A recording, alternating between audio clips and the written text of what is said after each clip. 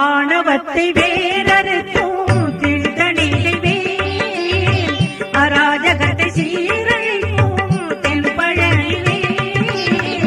ஆணவத்தை வேறறுக்கும் திருத்தணிகை வேல் அராஜகத்தை சீரழிக்கும் தென்பழனி வேல் வீழ்பழிகள் தீர்த்து வைக்கும் சுவாமி மலை வேல் வீழ்பழிகள் தீர்த்து வைக்கும் சுவாமி மலை வேல்